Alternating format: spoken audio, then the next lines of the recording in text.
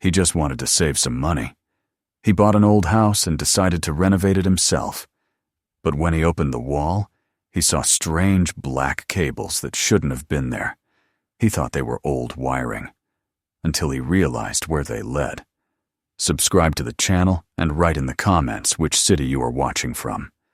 The road to the edge of Richfield was a narrow one, lined with oak trees that had been there long before anyone remembered who planted them. Their branches arched above the asphalt like ribs of a great creature, letting only thin streams of sunlight through. Mike Rivers drove slowly, his old truck rumbling, its bed filled with tools, spools of wire, and a toolbox that had followed him from job to job for almost 2 decades. The map said the property lay at the far end of the street, past a line of modest post-war houses with white fences and half-dead lawns. When he saw it for the first time, he stopped the truck and sat behind the wheel for a moment, staring. The house stood a little apart from the others, as if it had been built before the neighborhood existed, and the rest of the town had simply grown around it. It was solid, brick on the lower half, painted wood above, with a steep roof that caught the light like old copper. The shutters hung slightly crooked, the front walk was cracked, and ivy climbed up one side of the porch. But there was something upright in its posture, something defiant. A house that had stood through storms and heat and time. Mike felt a strange pull, a sense that this place had been waiting for him. After the divorce, he had rented one apartment after another, bare rooms that smelled of other people's lives. Every lease renewal felt like a confession of failure. He had built walls, fixed roofs, wired entire houses for others, but never owned a single nail himself. When his sister told him about this listing, cheap, but not too cheap, she'd said, he almost laughed. Yet the more he looked at the photos, the more something in him stirred. The agent who met him on the porch was polite, brisk, and clearly eager to sell. Structurally sound, she assured him. Needs a little work, but nothing you can't handle. You're in the trades, right? Mike nodded, running his hand along the porch railing. The paint flaked beneath his fingers, but the wood underneath was sturdy. Who lived here before? He asked. Older gentleman, she said, glancing at her notes. Passed away last year. No family listed. Estate sale handled through the city. He nodded again. It wasn't unusual. Houses like these outlasted their owners all the time. Still, when he stepped through the front door, he felt a chill that wasn't quite from the air. It was mid-afternoon, yet the inside seemed dim, the light filtered and slow. Dust motes swirled in the beams from the windows, moving like tiny lives of their own. He walked from room to room, hearing the groan of the hardwood under his boots, and imagined what it would take to bring this place back. A coat of paint here, new wiring there, maybe replace the old fixtures in the kitchen. It wasn't beyond him. In fact, it felt like a challenge worth taking. By the time he finished the tour, he knew he would buy it. The price was low enough to manage, and his hands were hungry for work. I'll take it, he said simply. The agent blinked, surprised by his decisiveness, then smiled and handed him the paperwork. 2 weeks later, Mike stood again on the cracked front walk, this time with the keys in his pocket. The sun was dipping behind the trees, throwing long, soft shadows across the lawn. It was quiet. Too quiet. He could hear his own breath as he unlocked the door. Inside, the air was still, heavy with the scent of old plaster and faint metal. He placed his toolbox on the floor and listened. Somewhere, deep within the walls, something hummed. A low vibration, like a power line far away. He frowned and dismissed it. Old wiring always sang a little. The first days were full of purpose. He cleaned the kitchen, ripped up the worn carpet to expose the hardwood beneath, and fixed a leak under the sink. The work steadied him. In the evenings, when he sat on the porch with a beer, the crickets began to return, and the house seemed to relax around him. He found a rhythm again, the rhythm of doing, of building, of making something last. It was during one of those evenings that he noticed the lights. When he flipped the switch in the hallway, the bulbs flickered in a way that felt timed. Not random, but patterned, like slow blinking. He replaced them with new ones, but the rhythms stayed. He measured the voltage, checked the breakers. All normal. "You're just old," he muttered to the walls, laughing at himself. "You're allowed a little noise." At night, lying on his cot in the living room, he would hear the faint hum again. It was neither threatening nor loud, more like a presence, the kind of sound that seemed to come from nowhere and everywhere at once. Sometimes it lulled him to sleep. Sometimes it kept him awake until dawn. Weeks passed. The house began to change under his touch. Fresh paint on the walls, new shelves in the kitchen, a reworked line in the bathroom that no longer tripped the breaker. Mike took pride in every improvement. He even began to talk to the place out loud, jokingly at first. "You and me, old man," he said one morning, tightening a socket. "We're going to make you shine again." The house, in its silence, seemed to listen.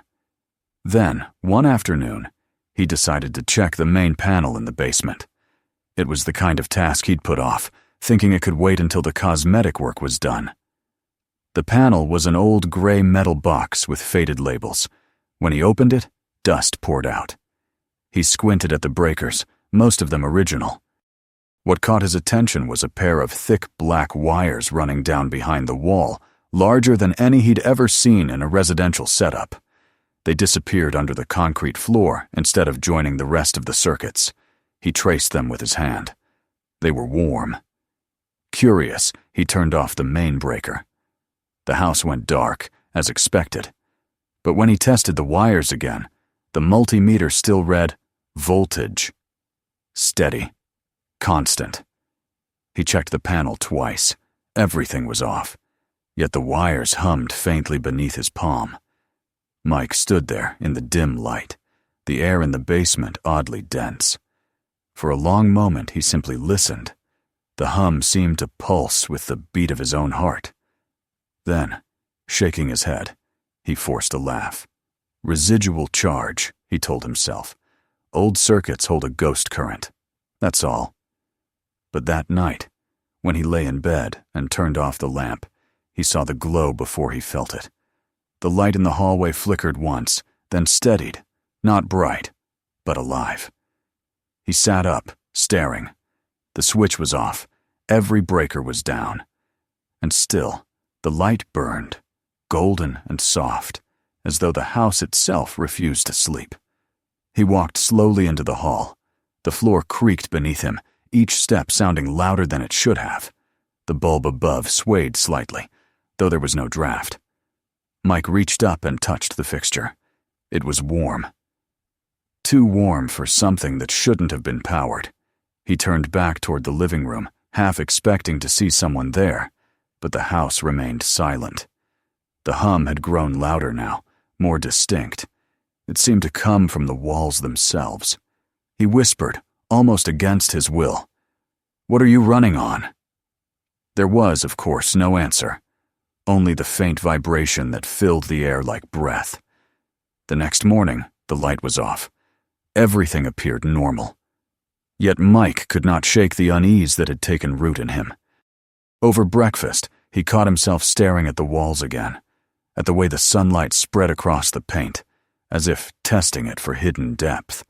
He thought about pulling the wires right then, tearing the system out entirely.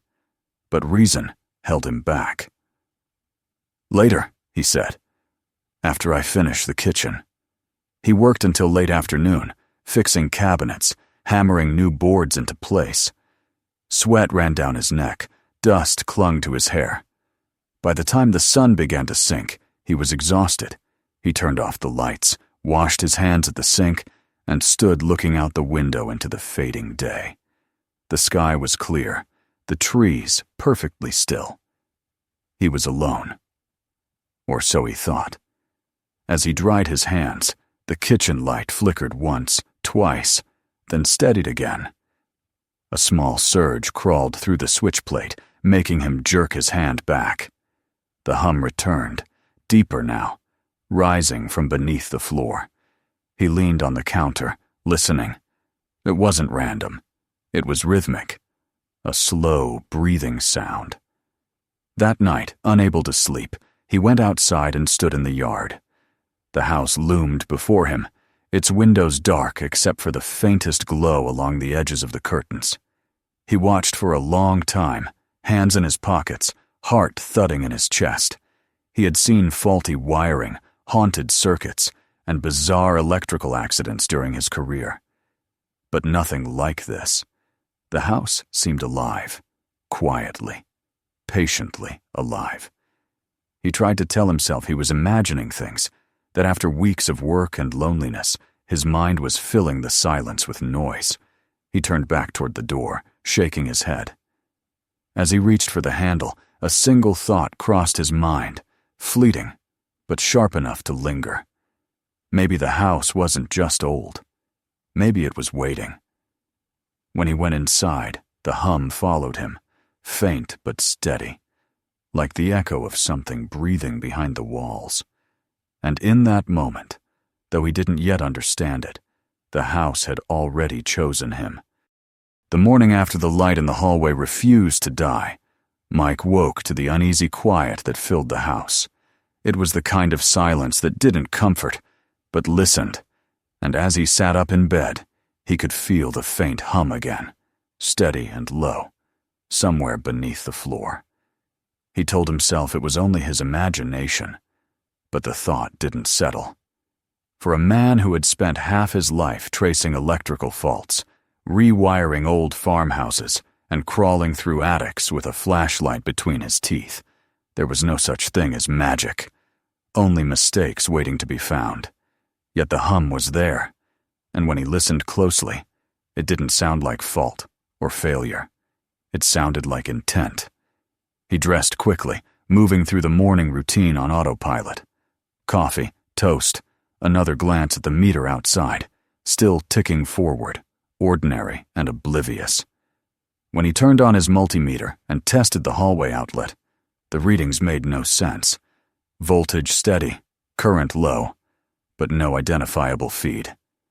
He disconnected the main power from the utility line completely, flipping every breaker down, then tested again. The number remained exactly the same. His jaw clenched. Something was feeding the circuit, something that shouldn't exist. By noon, he had pulled open the breaker box in the basement again, determined to map out the entire system. He worked methodically, tracing each line and labeling it with tape, whispering under his breath like he used to on job sites. Hall, kitchen, upstairs, bath.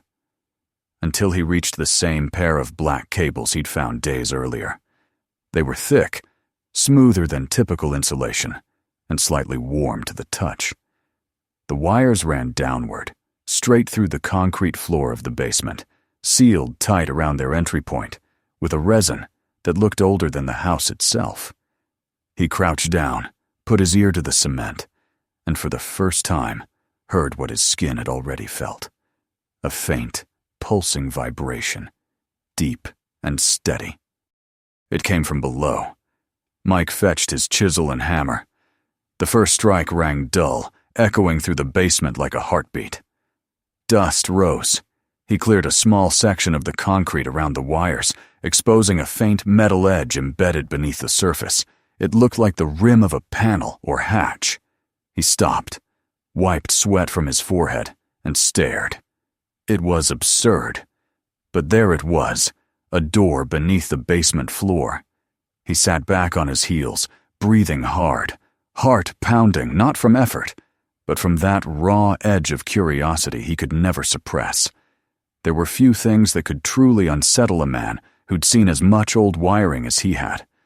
But this was different.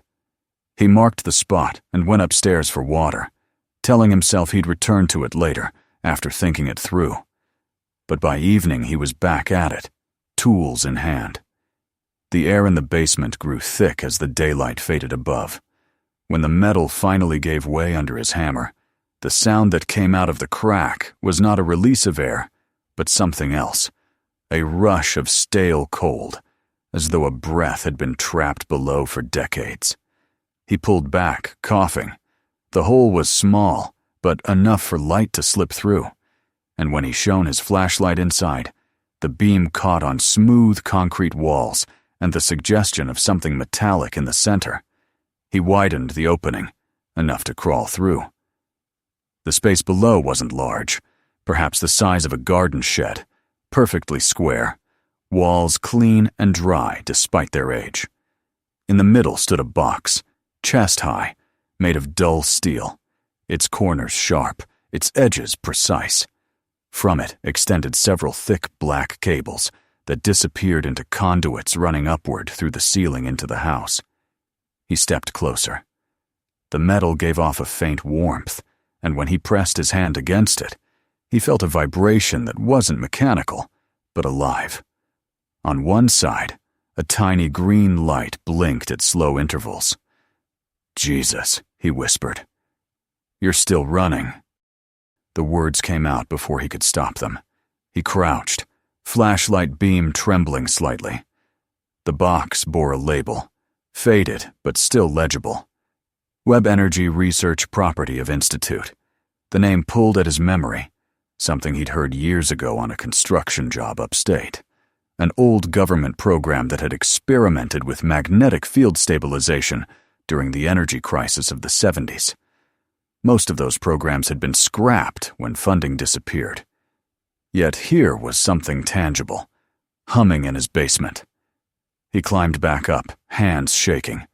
The kitchen lights above him flickered once, twice, then steadied.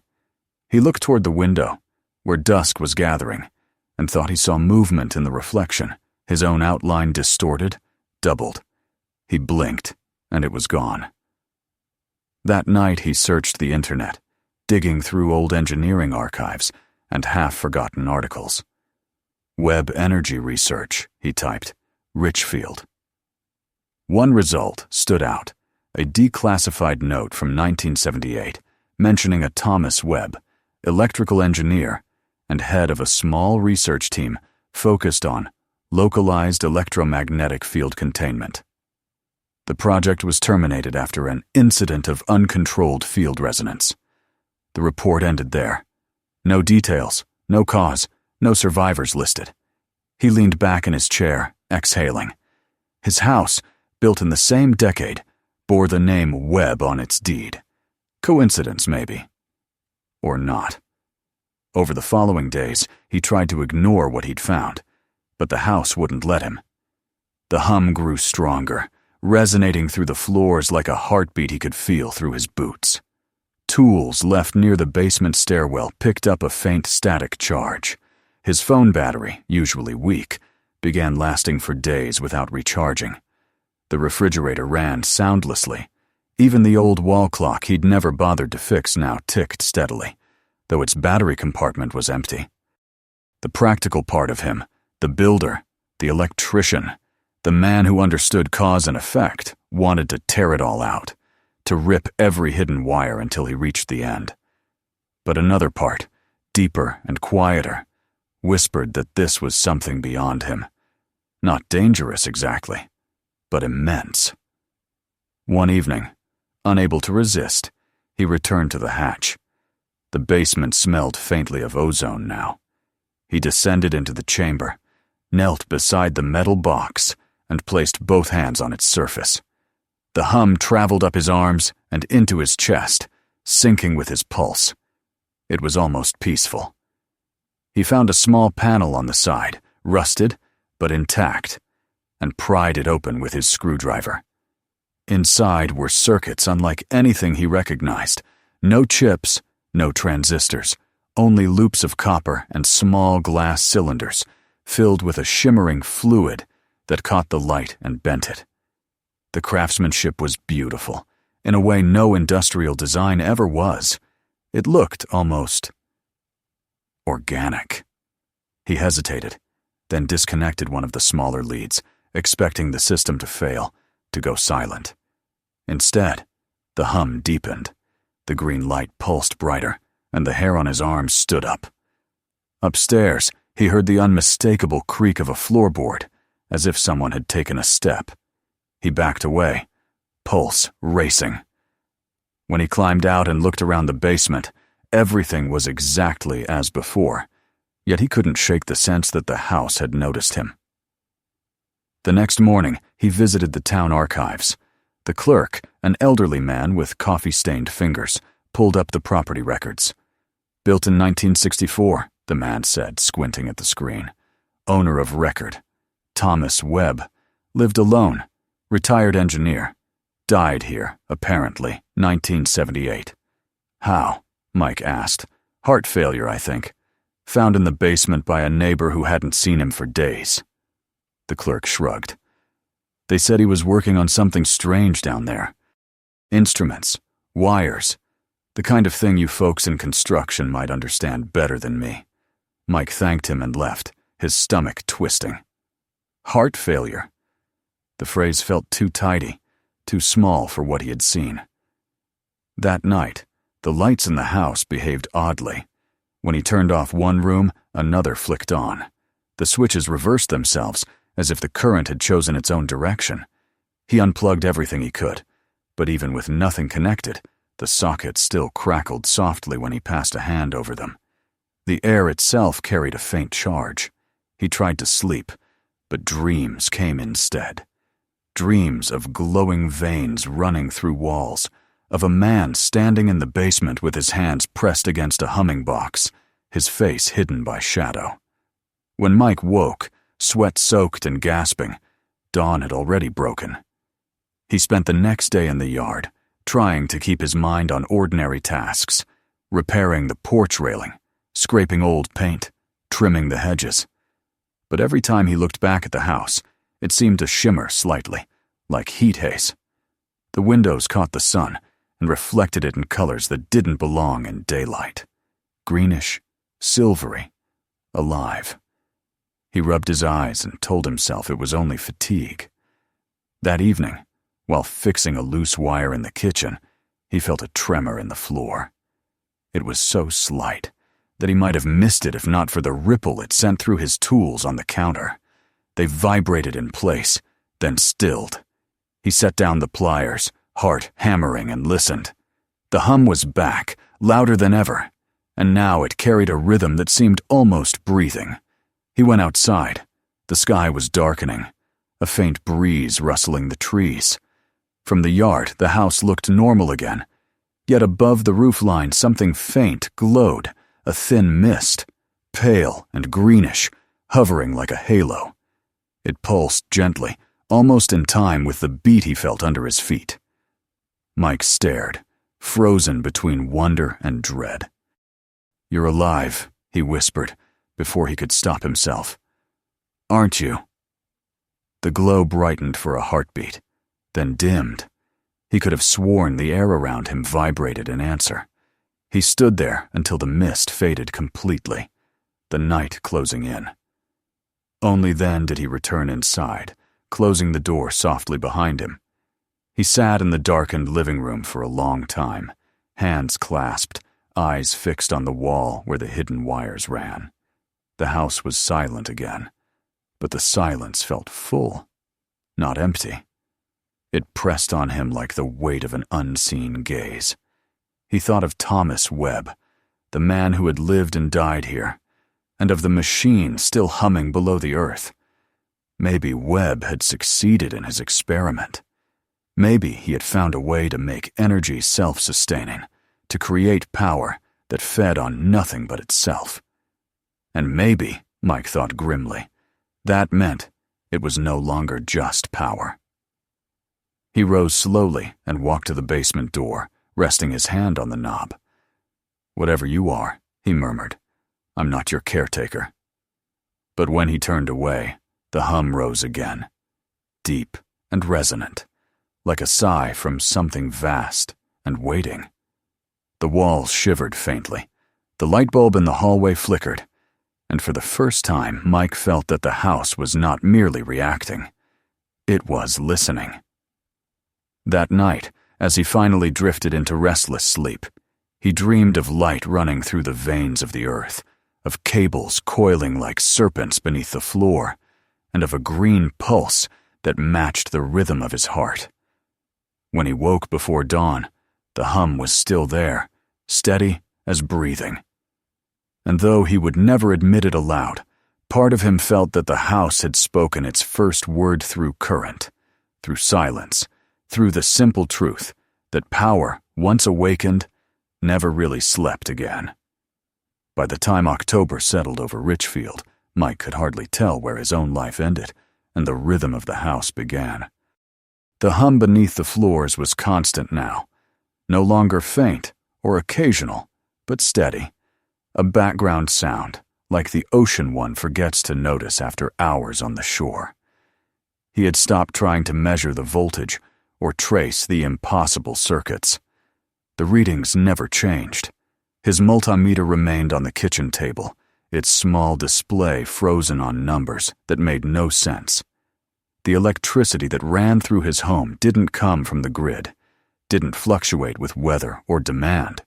It was alive in its own right, a pulse independent of anything human. At first, he told himself he was only tired, overworked, caught in the novelty of the discovery. But exhaustion couldn't explain the warmth he felt under his palms when he touched the walls, nor the faint tingling in the air that lingered even when he sat motionless. The more he tried to ignore it, the more it asserted itself. The lights no longer flickered.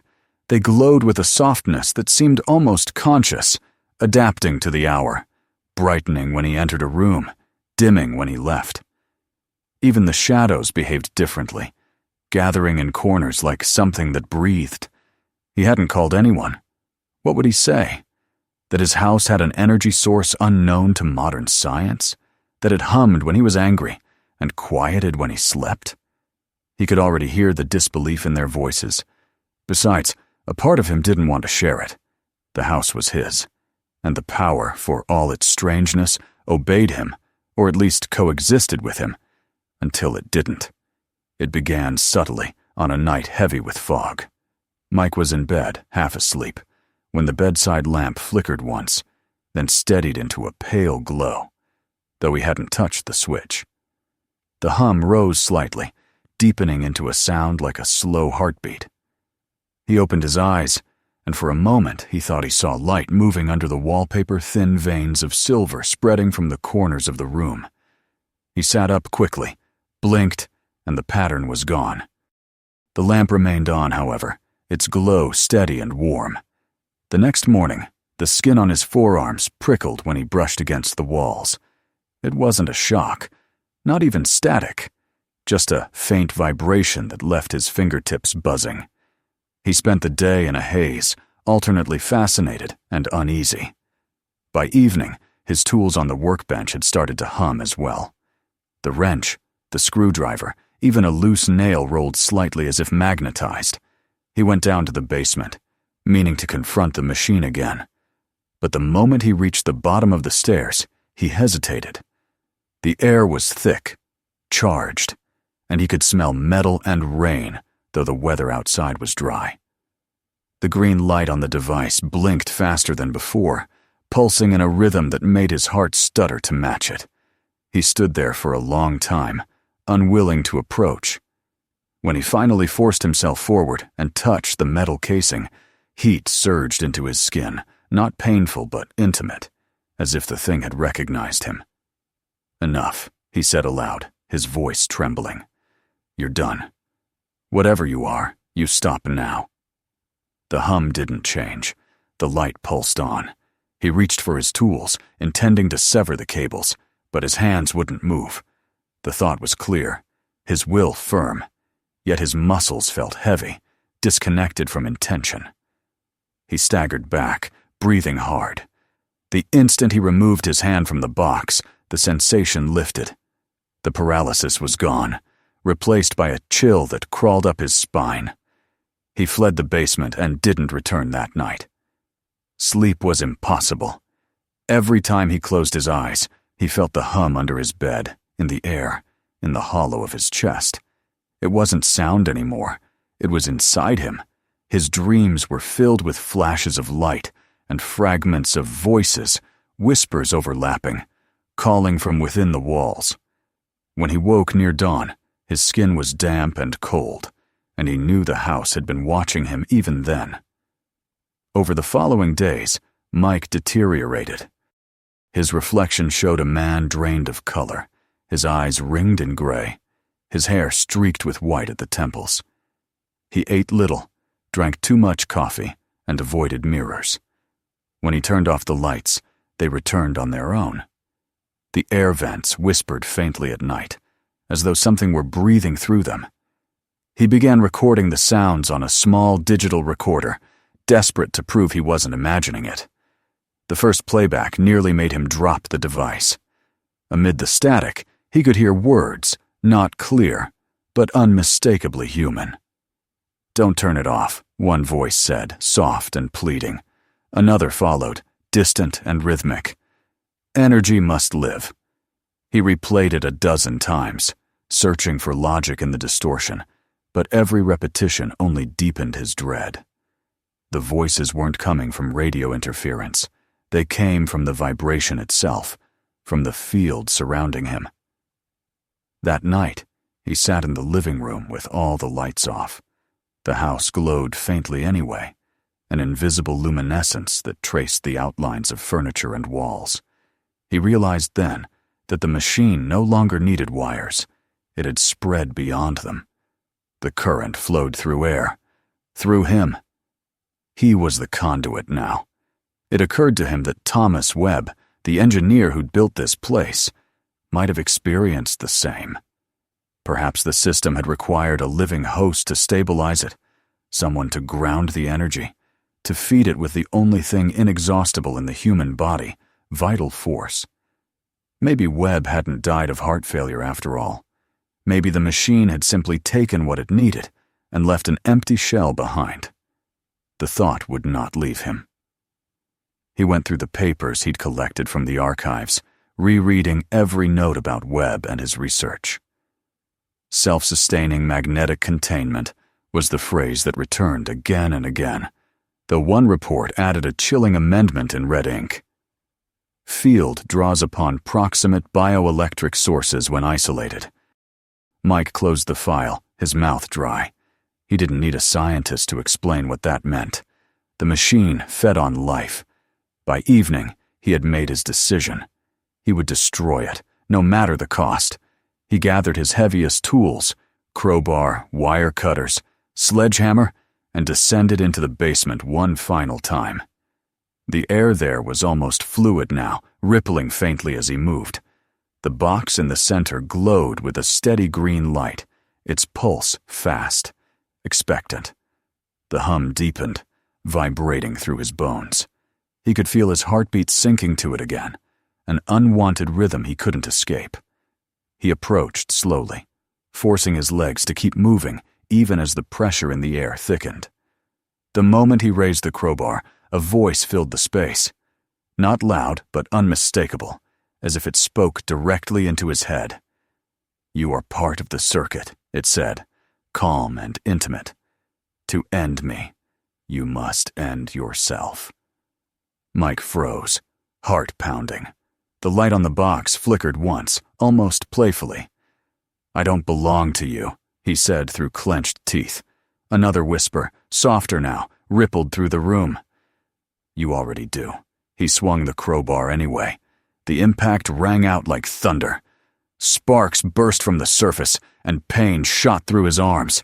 The hum faltered, then swelled, louder, angrier. The entire basement vibrated.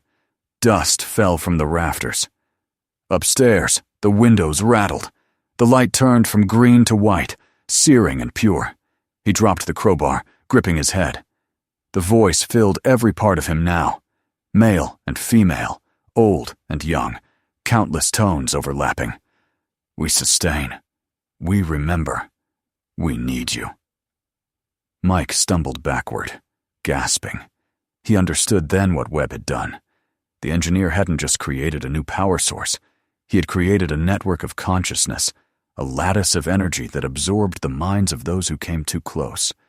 Each spark, each breath was memory. The house wasn't haunted by ghosts. It was made of them. Desperation cut through fear. He lunged for the wire cutters, grabbed the thickest cable he could reach, and yanked it free. The metal burned his skin, but he didn't let go. The voices rose in a chorus, pleading now. "Stay. Please stay." He lifted the cutters, poised over the main conduit, and for a moment the light dimmed, as if the machine itself were holding its breath. "I built houses," he whispered, "not gods." Then he cut. The explosion of light blinded him. Every bulb in the house shattered at once, filling the air with shards and ozone. The hum reached a pitch so high it ceased to be sound and became sensation. A shudder through the marrow, a cry from something immense. Mike felt the current tear through him, a torrent of heat and light, every memory in his mind, flashing in an instant. Childhood summers, his sister's laughter, his ex-wife's face, the first nail he'd ever hammered straight. Then everything went black. When morning came, the neighbors noticed that the house at the end of the street stood dark and still. Its windows were soot-streaked, its yard littered with glass. The authorities found no sign of fire, no smell of smoke, only a faint warmth in the walls, as if the house had been holding on to something it couldn't let go. Mike Rivers was gone. No trace, no body, only his tools arranged neatly on the basement floor, untouched by dust. At night, when the wind was still, some said the house glowed faintly from within, a soft radiance that pulsed once every few seconds, like a heartbeat. Those who passed by swore they could hear a low vibration in the air, steady and patient, as though something deep inside was still alive, waiting for another pair of hands to come and finish what had begun. And if one stood close enough to the porch, beneath the broken light fixture, one might feel a warmth against the skin, not from the autumn chill, but from a current that flowed through the air itself. A current that hummed softly, almost like a whisper. The house, they said, was silent now. But those who listened long enough knew better. It was only resting, the way living things rest between breaths. And in the quiet that followed, under the weight of its own history, it dreamed of the man who had woken it, the man who had tried to shut it down, and in doing so had become its final connection to the world above. Sometimes, when the wind carried just right, the hum rose again, faint but unmistakable, a single line of sound that seemed to breathe. The house remembered him, and somewhere in the walls, the wire that should never have been live still pulsed gently, keeping his memory alight. Don't forget to subscribe so you never miss our next story. Take a moment to watch the next video waiting for you right now. There are many more stories to discover. And be sure to share this video with your friends and family. Some stories are too powerful to keep to yourself.